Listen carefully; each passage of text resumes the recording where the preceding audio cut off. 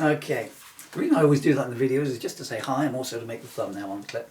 So, this is part of a separate one, I guess. So, hi, I'm Paul Murphy. This is a book by myself and my son, Dylan Murphy. It's called The Amazing Smeller Man.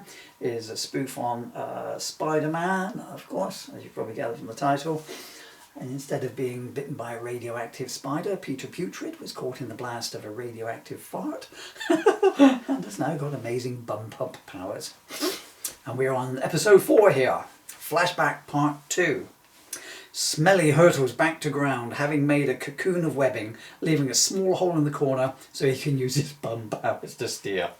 He lands safely in Peterborough city centre, but because his cocoon is made out of ultra-strong underpants elastic, he bounces through the high street, causing untold damage, demolishing countless houses, thousands of buildings, and thus improving the place considerably.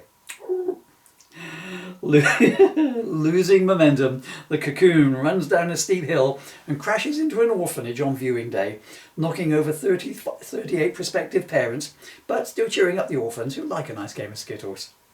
The cocoon opens, but, oh no!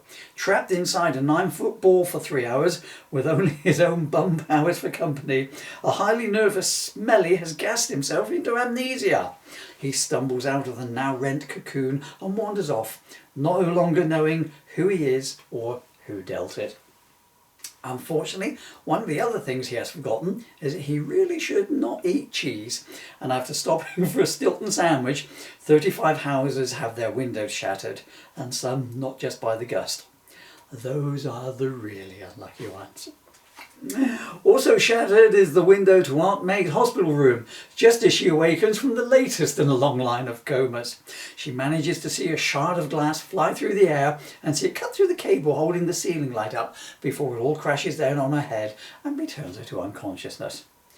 "You win the £10, says the ward sister to the nurse, who had picked less than 2 minutes conscious in the sweep on how long Aunt May would stay uncombed this time. But what of the Smelly? Will his memory return before he demolishes any more buildings with his now unheld-in bottom blasts?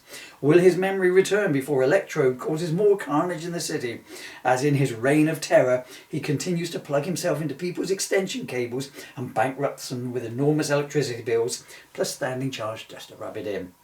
Will he remember that, as Peter Putrid, he has a date with Mary Jane What's Not On tonight, and will she live to regret that she does not own an open-top car?